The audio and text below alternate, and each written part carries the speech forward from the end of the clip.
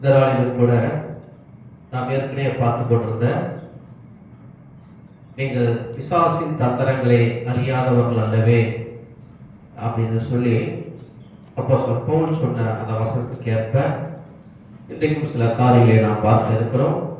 இந்த வேத வார்த்தைகள் மூலமாய் தேவன் நம்மோடு இடைப்படுவார். ஹல்லேலூயா. அப்ப நான் சொல்லும்போது சொன்னேன், சகல காட்டு ஜீவன்களை பார்க்கிலும் சர்ப்பமானது மிகவும் தந்திரமுள்ளதாக இருந்தது. அது என்ன செஞ்சது? என்ன ஜனங்களை வஞ்சித்தது. ஆறாமை ஏவாளை வஞ்சித்தது.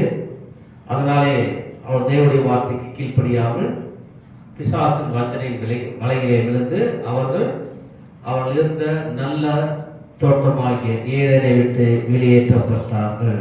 அல்லேலூயா. இன்றைக்கும் கூட பிசாசானவன் ஜனங்களை பல விதங்களிலே வஞ்சித்துக் கொண்டிருக்கிறான்.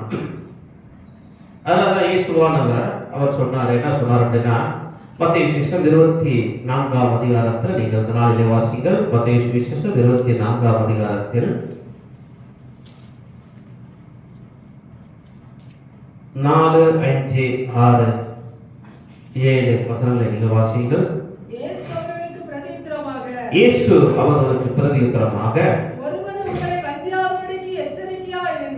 ஒருவனும் உங்களை வஞ்சியாதபடிக்கு எச்சரிக்கையாயிருங்கள். ஏனெனில் அநேகர் வந்து இயேசு என்கிற நாமத்தை தரித்துக் கொண்டு நானே கிறிஸ்து என்று சொல்லி அநேகர் வஞ்சிப்பார்கள். யுத்தங்களின் செய்திகளையும் கேள்விப்படுவீர்கள். கலங்காதபடிக்கு எச்சரிக்கையாயிருங்கள். இவைகள் எல்லாம் சம்பவிக்க வேண்டியதே, ஆனாலும் முடிவு உடனே வராது. அடுத்த வசனம், ஜனத்துக்கு விரோதமாய் ஜனமும் ராஜ்யத்துக்கு விரோதமாய் ராஜ்யமும் எனக்கும் பஞ்சங்களும் கொள்ளை நோய்களும் பூமி அதிர்ச்சிகளும் பல இடங்களில் உண்டாகும். இவைகள் எல்லாம் வேதனைகளுக்கு ஆரம்பம். அல்லேலூயா. அல்லேலூயா. அங்கு சொல்லப்பட்டிருக்க 4வது வசனத்திலே அவர் சொல்லும் பொழுது, ஒருவனும் உங்களை வஞ்சியாதபடிக்கு எச்சரிக்கையாயிருங்கள் என்று சொல்லியிருக்கிறார். ஒருவனும் உங்களை வஞ்சிக்காதபடிக்கு எச்சரிக்கையாயிருங்கள் என்று அவர் சொல்லியிருக்கிறார். அப்ப வஞ்சிக்கிற ஆவி இந்த பூமியிலே கிரியை செய்து கொண்டிருக்கிறது. கிரியை செய்கிறதுனாலே பிசாசானவன் ஜனங்களே வஞ்சிக்கிறத பார்க்க முடியும். சொல்கிறது, பிசாசுக்கு கொஞ்ச காலம் கொடுக்கப்பட்டிருக்கிறத அறிந்து அவன் எவர்களை வெளுங்கலாமோ என்று சொல்லி கெர்ச்சிக்கிற சிங்கத்தை போல் சுற்றி திரிகிறான் என்பதை நாம் பார்க்க முடியும். கெர்ச்சிக்கிற சிங்கத்தை போல, அது சிங்கம் கிடையாது, சிங்கத்தை போல. யாரு? பிசாசானவன். அந்த வாசிங்க.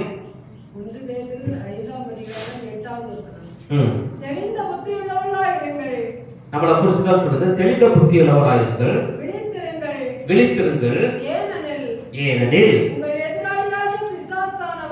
உங்கள் எதிராளியான பிசாசானவன் கெர்ச்சிக்கிற சிங்கம் போல் எவனை விழுங்கலாமோ என்று வகை தேடி சுற்றி திரிகிறான். அல்லேலூயா. அல்லேலூயா. அப்ப பிசாசானவன் யார வேணாலும் வஞ்சிக்கலாம். என்னைய கூட வஞ்சிக்கலாம், உங்களை கூட வஞ்சிக்கலாம், யார வேணாலும் வஞ்சிக்கலாம்.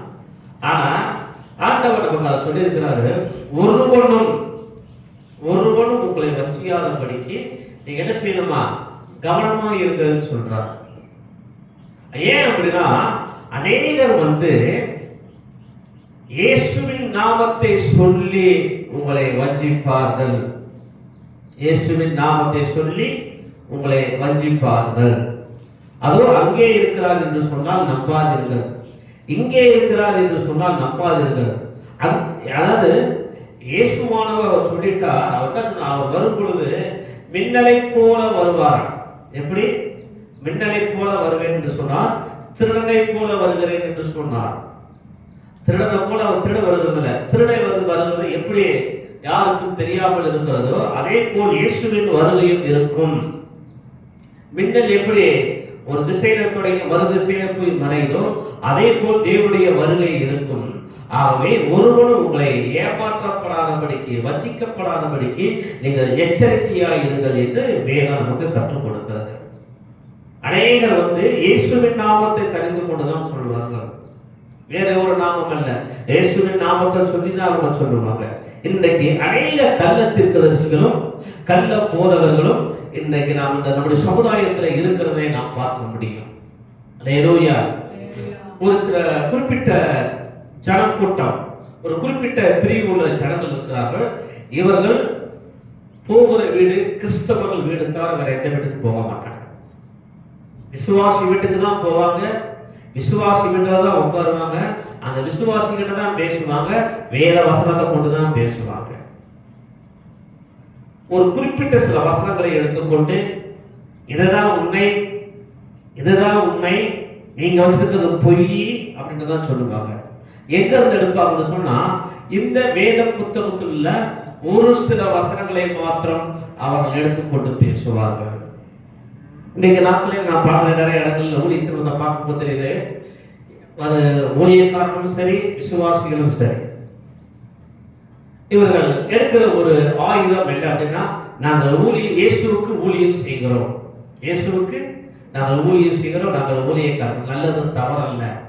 இந்த இயேசுவானவர் என்ன சொன்னார்? நீங்கள் புறப்பட்டு போய் என்ன செய்ய, உலகமெங்கும் புறப்பட்டு போங்கன்னாரு.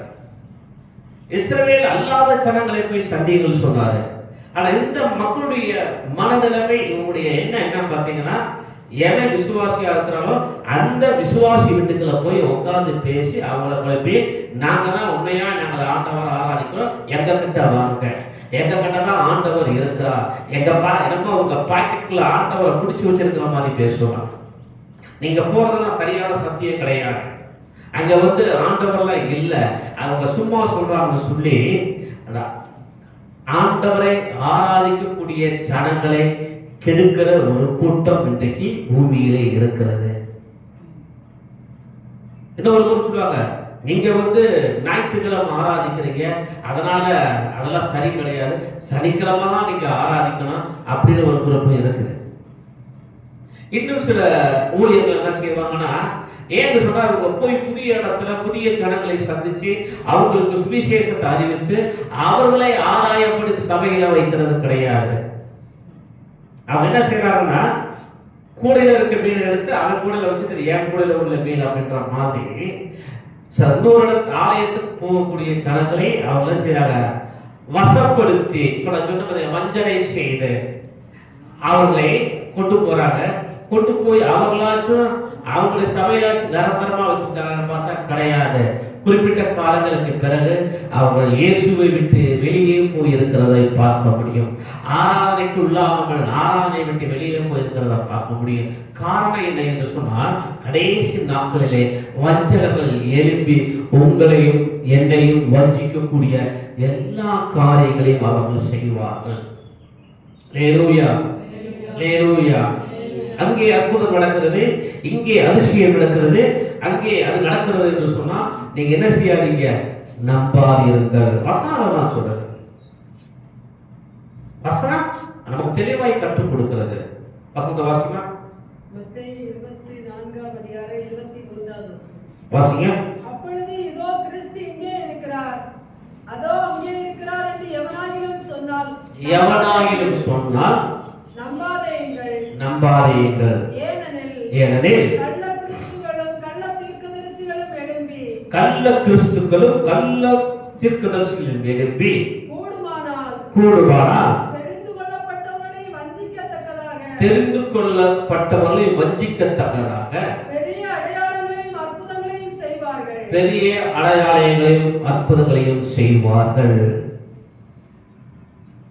யாருடைய நாமத்தை சொல்லி, யாருடைய நாமத்தை சொல்லி, இயேசு கிறிஸ்து நாமத்தை சொல்லி என்ன செய்வாங்களா?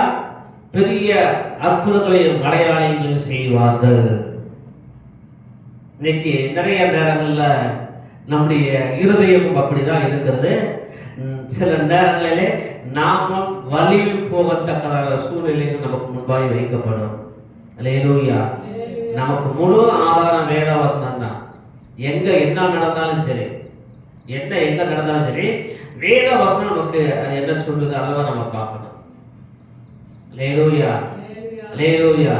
இன்னொரு முறை இயேசுவானவர் சொல்லும்போது சொன்னாரு, என்ன சொன்னாரு அப்படின்னா, சீசர்லாம் வந்து சொல்றாங்க, ஆண்டவரே நாங்க போயிட்டு நம்மளுடைய நாமத்தை சொல்லலாம், பிசாசுலாம் நட்டிக்கு ஓடுது, எனக்கு கீழ்படிக்குதே அப்படின்னு ஆண்டு சொன்னா, நீங்க அதுக்கு சந்தோஷப்படாதீங்க, அதுக்கெல்லாம் நீங்க சந்தோஷப்படாதீங்க.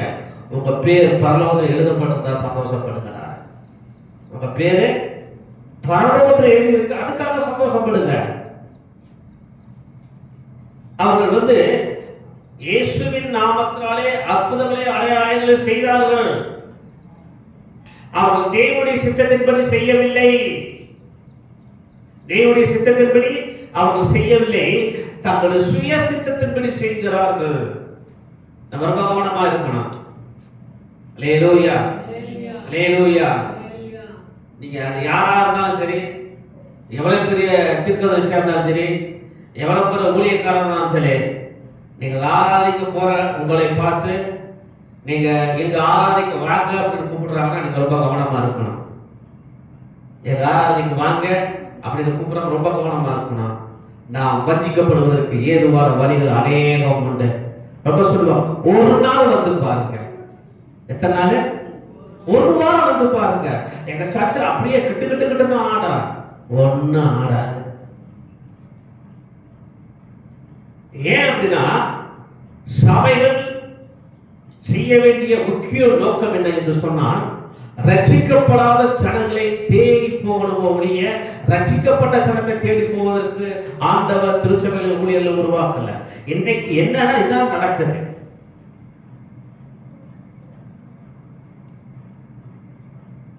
இன்னொரு விஷயத்தை நான் சொல்ல விரும்புறேன். அவங்க நம்ம சபைக்கு வந்தவங்க தான், இப்ப கொஞ்சம் சில வருஷங்கள் வரல. அவங்க என்ன செய்வாங்கன்னா, இங்க நம்ம சர்ச்சுக்கு போறாங்க பார்த்தவங்க, வாங்க நம்ம அங்க போவோம், அங்க நல்லா இருக்குது வாங்க போவோம், இங்க நல்லா இருக்கு இங்க வாங்க போவோம். சும்மா காரோட போய் கார்ல வந்து ஏற்ற வலுக்கட்டாயப்படுத்தக்கூடிய சூழ்நிலை இருக்குது. அவர்கள் ஒரு இடத்துக்கு ஆலயத்துக்கு செல்கிறார்கள், ஆண்டவரை ஆராதிக்கிறார்கள், ஆண்டவரோடு தொழுது, ஆண்டவருக்கும் அவர்களுக்கு ஒரு நல்ல தொடர்பு இருக்கிறது, திருச்சபைக்கும் அவர்களுக்கு ஒரு நல்ல தொடர்பு இருக்கு, ஊழியர்களுக்கு ஒரு நல்ல தொடர்பு இருக்கு. அப்படின்னா அவர்களை போய் நாம் தொந்தரவுப்படுவது மிகவும் பெரிய தவறு. அல்லேலூயா. நீங்க பார்த்திருக்கீங்க, நீங்க இது வரைக்கும் பார்த்திருக்கீங்க, அந்த காலங்களாச்சு எந்த விசுவாசியும் நம்ம சபைக்கு வராத விசுவாசியில போயிட்டு நீங்க வாங்கன்னு சொல்லி எங்கேயாச்சும் நான் கூப்பிட்டு நீங்க பார்த்திருக்கீங்களா? அந்த தப்பை நான் செய்யவே மாட்டேன். ஏன் அப்படின்னா, அவங்களுக்கு ஒரு திருச்சபை, அவர் ரட்சிக்கப்பட்ட சபையில தான் அவங்களுக்கு இருக்கணும். அதுதான் ஒழுங்கு, அதுதான் ஒழுங்கு.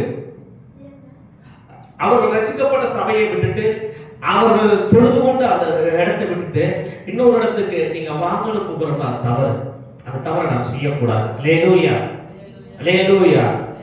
சில ஒழுங்கினமான காரியங்கள் காணப்படும், சில ஒழுங்கினமான காரியங்கள் காணப்படும். அந்த ஒழுங்கினமான காரியத்தினால அவங்க வந்து சரி பண்ணுவது தவறல்ல, ஆனா அவங்க அபகரிக்கிறது மிகப்பெரிய தவறு. அல்லேலூயா, அல்லேலூயா. ஆனா ஏன் இது நடக்குது அப்படின்னா, வஞ்சிக்கப்படுவதற்கு இதுவும் ஒரு வழி அப்படிங்கிறத தெரிஞ்சுக்கிறோம். வஞ்சிக்கப்படுவதற்கு ஒரு வழி. நான் ஒரு சின்ன சாட்சியை சொல்லணும், சம்பவத்தை உங்களுக்கு நான் சொல்ல விரும்புகிறேன். இப்ப இல்ல, நான் முன்னாடி டிவியில இருக்கிற சில ப்ரோக்ராம்ஸ் பார்த்துட்டு இருப்பேன். அந்த டிவியில இருக்கிற ப்ரோக்ராம்ஸை பார்க்கும்போது ஒரு பெரிய ஊழியக்காரர், இவாஞ்சலிஸ்ட், அதாவது சுவிசேஷகர், அவர் தன்னுடைய சாட்சியை பார்க்கும்போது சொன்னார், கர்த்தர் என்னை சுவிசேஷ ஊழியத்திற்கு அழைத்தார் அப்படின்னார். சுவிசேஷ ஊழியத்திற்கு அழைத்தார் அப்படின்னு சொல்லி அவர் தன்னுடைய சாட்சியில் அவர் சொன்னார். சில நாட்கள் கழிச்சு அதே தேவ மனுஷன் சொல்றாரு, கர்த்தர் ஆசீர்வாதத்திற்காக ஒரு திருச்சபையை நிறுவ சொன்னார் அப்படின்னு. ஆண்டவர் வந்து சும்மா மாற்றி மாற்றி நான் பேச மாட்டார். நம்மளை மாதிரி மாற்றி மாற்றி பேசுறது கிடையாது. அவர் சொன்னா ஒரு தடவை சொன்னா சொன்னதுதான். ஒருத்தர் சுவிசேஷன் ஆச்சு அவன் கடைசி வரைக்கும் அவனை சுவிசேஷனா தான் வச்சிருப்பார். அவனையே அவனை டஸ்ட் மாற்றி வேற மாதிரி மாற்ற மாட்டார். சுவிசேஷன் அழைத்தார் சொன்னாரு. அவர் சுவிசேஷன் நான் சொன்னாரு, ஆசீர்வாதத்துக்கு என்று இந்த பட்டணத்தின் ஆசீர்வாதத்துக்கு என்று ஒரு திருச்சபையை நிறுவ சொன்னார் அப்படின்னா, அந்த திருச்சபையை நிறுவிட்டு பார்த்தீங்கன்னா அங்கிருந்து வேன் அனுப்புனாங்க, பஸ் அனுப்புனாங்க. அங்கெல்லாம் போனவங்க யாருன்னு பார்த்தீங்கன்னா இன்னொரு சபைக்குள்ள இருக்கக்கூடிய சடங்களை அங்க கொண்டு போனாங்க. அவர்களுக்கு ஒரு வேதாகமம் கொடுக்கப்பட்டுச்சு, அவங்களுக்கு ஒரு பைபிள் கையில கொடுத்துட்டாங்க. இவங்கள யாரு புதுசா ரசிக்கப்பட்டவர்களாக கேட்ட கிடையாது. இன்னொரு சபையிலிருந்து மாறி இன்னொரு சபைக்கு போனவர்கள். அவங்க கொஞ்ச நாள் கழிச்சாலே அவர் சொல்றாரு, கர்த்தரை ஒரு வேதாகம கல்லூரியை நிறுவ சொன்னார். எனக்கு ஆசை இருக்கு, ஒன்றுக்கு 10 சபை கட்டுறது தப்பு கிடையாது. எனக்கு ஆசை இருக்கு, 10 இடத்துல ஊழியர்களை ஆரம்பிக்க தவறு கிடையாது. இதுக்காக இப்படிப்பட்ட ஆண்டவர் சொன்னான்னு சொல்லி பொய்யான தவறை சொல்லக்கூடாது. அல்லேலூயா. இன்னைக்கு நிறைய பேர் இதுதான் நடக்குது. கொஞ்சம் வளரும் போது அவங்க நல்லா இருக்கிறார்கள், கொஞ்சம் வளர்த்து வந்துட்டாங்க, அவங்க முகம் 4 பேருக்கு தெரிய வந்துச்சுன்னா அவங்க செய்கிற தவறுகள் இவைகள். அல்லேலூயா. பைபிள் தேவனுடைய வார்த்தை என்னைக்கும் மாறாது. இயேசு கிறிஸ்து நேற்றும் இன்றும் மாறாதவராய் இருக்கிறத வேதம் சொல்கிறது. ஆனா இவர்கள் மாத்திரம் எப்படி மாறுகிறார்கள்? அன்னைக்கு ஒரு இயேசு இன்னைக்கு ஒரு இயேசுவா? இல்ல, அவர் ஒரே இயேசு. அவர் உயிர்த்தெழுந்த இயேசு, பாவிகளை ரட்சிக்க வந்த இயேசு, பாவிகளை பரிசுத்தவர்களாய் மாற்றுகிற இயேசு, அவர்கள் சரியான பாதையில் நடத்தக்கூடிய ஒரே இயேசு. அவர்தான் உங்களையும் என்னையும் ரட்சித்திருக்கிற ரட்சகராய் இயேசு கிறிஸ்து. அதை நம்ம புரிஞ்சுக்கிறோம். அப்ப மாறி மாறி பேசுறாங்க அப்படின்னா அங்க ஏதோ பிரச்சனை இருக்குதா? அல்லேலூயா. எனக்கு எத்தனை மணிக்கு நைட்டு 1 மணிக்கோ 12 மணிக்கு தட்டி எழுப்பி உன்னுடைய வேலை என்னன்னு கேட்ட நான் சரியா சொல்லுவேன். ஜனங்களை அவங்க ஆதாயப்படுத்தி திருச்சபைக்குள்ளே கொண்டு வந்து அவனை தேவனுடைய ராஜ்யத்துக்கு நேராக நடத்துவதுதான் என்னுடைய வேலை. இது என்னுடைய ஆண்டவர் எனக்கு கொடுத்த அழைப்பு, என்னுடைய தரிசனம், என்னுடைய ஊழியம் இதுதான். இதை விட்டு கர்த்தருடைய சுவிசேஷமாக சொல்லிட்டு போயிட்டு இருக்க மாட்டேன். எனக்கு அந்த வேலை கொடுக்கப்படவில்லை. சில என்ன செய்வாங்கன்னா, ஆண்டவர் எனக்கு தரிசனம் கொடுத்தா நான் என்ன சொல்லிட்டு தான் போறேன், பெரிய ஆசிரமம் கட்டுவாங்க. ஆசிரமம் கட்டுவதற்காக என்னை அழைக்கவில்லை. அவருடைய அற்புதமான ஊழியத்தை செய்து அழிந்து போகக்கூடிய இயேசுவை அறியாத ஜனங்களுக்கு போய் அவர்களுக்கு அந்த சத்தியத்தை சொல்ல வேண்டும் என்பதை, சுவிசேஷத்தை அறிவிப்பதற்காக நம்மளை ஆண்டவர் தெரிந்து கொண்டிருக்கிறார். அல்லேலூயா, அல்லேலூயா. அப்படியானால் நாம் ஆண்டவர் நமக்கு கொடுத்திருக்கிற அந்த தருணங்களிலே சுவிசேஷ வேலையை எங்கதான் போய் செய்யணும்? எங்கதான் செய்யணும்? இன்னொரு விசுவாசி கிட்ட அல்ல, இன்னொரு திருச்சபைக்குள்ள அல்ல. இயேசுவை அறியாத ஜனங்களிடத்துக்கு போகணும், இயேசுவை தெரியாத ஜனங்களிடத்துல போகணும். அவங்க கிட்ட போய் சொல்லி அவங்களை ஆதாயப்படுத்தி நீங்க திருச்சபைக்கு நேராக கொண்டு வருவீர்கள் சொன்னா தேவனுடைய நாமம் மையப்படும். அந்த ஜனங்கள் தேவனுடைய வருகை மட்டும் அந்த சபையிலே நிலைத்திருப்பார்கள். அல்லேலூயா, அல்லேலூயா. நான் அதிகமா சொல்றது, சபைக்கு பார்வையாளர்கள் தேவையில்லை. சபைக்கு பார்வையாளர்கள் தேவையில்லை. அவங்களுக்கு சபைக்குள்ள அங்கத்தினர்கள் தான் தேவை. அல்லேலூயா. வந்து வேடிக்கை பார்த்துட்டு போகக்கூடிய ஆட்கள் நமக்கு தேவைகளே. சபையிலே நிலைத்திருந்து ஆண்டோடைய நாமத்தை மையப்படுத்தி ஆண்டோடைய வருகையிலே அவரோடு எடுத்துக்கொள்ளப்படுவதற்கு தேவைப்படுகிற ஜனங்கள் தான் சபைக்கு தேவை. அல்லேலூயா, அல்லேலூயா. இன்னைக்கு நிறைய நேரங்களில் அநேக பார்வையாளர்களாக இருக்கிறார்கள். வருவார்கள், அங்கே என்ன நடக்குது பார்த்துட்டு போவோம். வருவார்கள், அட்டன் பண்ணுவாங்க, 4 மந்திரங்கள் ஒரு அட்டெண்டன்ஸ் போட்டு போறது. இது தேவையில்லை ஆண்டவருக்கு. இது ஆண்டவருக்கு தேவையே இல்லை. ஆண்டவருக்கு தேவையானது என்னன்னா, மரியாதை போல தன்னை விட்டு எடுபடாத நல்ல பங்கை தெரிந்து கொள்ளக்கூடிய நல்ல நபர்கள் தான் தேவை. அவன் பாவியா பரிசுத்தவானா என்பதை அல்ல, தேவனுடைய சமூகத்தில் அமரக்கூடியவனா இருக்கிறானா அப்படிங்கிறதான் பார்ப்பார். இயேசுவானோட இருதயத்தை பார்க்கும் பொழுது அவன் பெரியவனா சின்னவனான்னு பார்க்க மாட்டார். அவன் தேவனுக்கு ஏற்றவனா இருக்கிறானா, தேவனுடைய வசனத்துக்கு ஏற்றவனா இருக்கிறான் தான் பார்ப்பார். அப்ப நீங்க நல்லா புரிஞ்சுக்கணும், அநேகர் இயேசுவின் நாமத்தை தரித்துக் கொண்டு வஞ்சிப்பார்கள். எப்படி வஞ்சிப்பார்கள்? அங்கே அற்புதம் நடக்கிறது, இங்கே பிசாசு ஆனது, பிசாசு எங்கேயும் ஓடா. அப்பதான் சீசன் அவங்க சொன்னாரு, உங்களுடைய நாமத்தினாலே நாங்கள் அற்புதங்களை செஞ்சோம், அடையாளங்களை செஞ்சோம். நாங்க சொன்ன பிசாசம் ஓடுதாண்டவரே அப்படின்னு சொன்ன பிறகு சொன்னாரு, அந்த அற்புதங்களினாலும் அடையாளங்களினால் தேவனுடைய ராஜ்யம் கட்டப்படுவதில்லை, தேவனுடைய வார்த்தையினாலே கட்டப்பட வேண்டும். தேவனுடைய வார்த்தையினாலே கட்டப்பட வேண்டும். அப்படியாப்பட்ட நபர்களை பார்த்து ஆண்டவர் என்ன சொன்னா, உங்களை எனக்கு யாருமே தெரியாது அப்படின்னா, நீங்க யாருமே எனக்கு தெரியாது அப்படின்னு சொல்லுவார். உங்களுடைய நாமத்தில் அற்புதங்கள் செய்தோம், பிசாசுகளை விரட்டினோம், பயங்கர காரியங்களை செஞ்ச ஆண்டவரே, நூற்றுக்கணக்கான திருச்சபை நிறுவனம், பலாயிரக்கணக்கான கட்டடங்களை கட்டினோம். ஆண்டு சொல்ல இதை நான் சொல்லுவேன், ஆண்டவர் கட்டடம் கட்டுங்க, திருச்சபையில நிறுவுங்க, சுவிசேஷத்தை அறிவீர்கள், ஆத்துமாக்களை ஆதாயப்படுத்துங்கள், தேவனுடைய ராஜ்யத்துக்கு அவர்களை தயார்படுத்துங்கள், அவர்களை நீங்கள் என்ன செய்யுங்க, தேவனுடைய ராஜ்யத்துக்கு நாம் சொன்னவருடைய வேற ஒருவர் சொல்லவில்லை, தேவன் சொல்லாத எல்லாவற்றையும் நாம் செய்கிறோம். அப்ப நம்ம கேட்கலாம், பாசா நமக்கு எதுக்கு ஒரு திருச்சபை? திருச்சபை எதற்கு என்று சொன்னால், நனையாமல் இருப்பதற்கும், வெயில் சூடு தாக்கப்படுவாமல் இருப்பதற்கும், ஆராதிப்பதற்கு ஒரு கட்டணம் தேவை, அவ்வளவுதான். ஒரு இடம் தேவை, ஒரு கட்டணம் தேவை. இது பெரிய மாளிகையா தான் இருக்கணும் அப்படின்றது நமக்கு பாதுகாப்பாய் இருந்தால் போதுமானது. அல்லேலூயா, அல்லேலூயா. நிறைய இடத்துல பாத்தீங்கன்னா கோடிக்கணக்கான பணத்தை ஒரு இடத்துல போட்டு கொட்டி ஒரு பெரிய கட்டடத்தை கட்டி மிக பிரமாண்டமான நாங்கள் சபையை நிறுவிருக்கிறோம் சொல்வார்கள். இவர்களை ஆண்டவர் மெச்சிக் கொள்வார் என்பதல்ல. ஒரு கோடி ரூபாய் நான் ஒரு சபையை கட்டிட்டேன் அப்படின்னா, நான் பெரிய சமுதாயத்துல நான் ஒரு கோடி ரூபாய்க்கு ஒரு சபையை கட்டிருக்கேன்னு சொல்லி ஒரு பெருமை அடையலாமா ஒழிஞ்சு, தேவனுடைய ராஜ்யத்துல பெருமை அடைய முடியாது. தேவனுடைய ராஜ்யத்துல போகும் பொழுது நான் எத்தனை பேர் தேவனுடைய ராஜ்யத்துக்கு ஆயத்தம் பண்ணி இருக்கிறேன் அப்படிங்கிறத பார்ப்பேன். எத்தனை பேரை ஏமாத்துறேன் அப்படிங்கிறது பெரிய விஷயம் இல்ல. அப்படியானால் அங்கே இங்கே என்று சொல்ல நீங்க என்ன செய்யாதீங்க, நம்பாதீர்கள். ஏனென்று சொன்னால் அவர் வருகிறவர், அவர் தாமதிச்சாலும் அவர் வருவார், அவர் வருவார். ஏன் தாமதம் பண்ணுகிறார் சொன்னா, இன்னும் கொஞ்சம் இருந்த ஜனங்கள் என்னை ஏற்றுக்கொண்டு என்னுடைய ராஜ்யத்துக்கு அவங்க தகுதிப்பட மாட்டார்களா என்பதுதான் அவருடைய எண்ணமாயிருக்கும், நோக்கமாயிருக்கும். அல்லேலூயா, அல்லேலூயா. ஒருவனும் உங்களை வஞ்சிக்காதபடி என்ன செய்யுங்க, எச்சரிக்கையாயிருங்க. நாங்க துணி கொடுக்குறோம், ட்ரெஸ் கொடுக்குறோம், சாப்பாடு போடுறோம், அதை போடுறோம், இதை போடுறோம், அதை செய்யறோம். இவைகள் அழிந்து போகக்கூடியவர்கள்.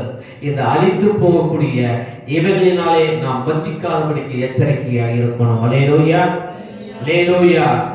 ஆகவே கருமையான தெய்வ பிள்ளைகளே, இந்த வேத வார்த்தைகள் நமக்கு கற்றுக் கொடுக்கிறது, நாம் கற்றுக்கொண்டு தேவனுடைய ராஜ்யத்துக்கு, தேவனுடைய அரசை கட்டக்கூடிய எதுவோ அதுல நம்ம கவனத்தை செலுத்தி அழிந்து போகக்கூடிய ஆத்துமாக்களை ஆதாயப்படுத்தி நீங்களும் நானும் தேவனுடைய ராஜ்யத்திலே போவதற்கு பிரயாசப்படுவோம். கர்த்தர் உங்களை ஆசீர்வதிப்பாராக. முழங்கால் படிடுவோம், கண்களை மூடி ஜெபம் செய்யலாம். Praise God. ஹல்லேலூயா, ஹல்லேலூயா.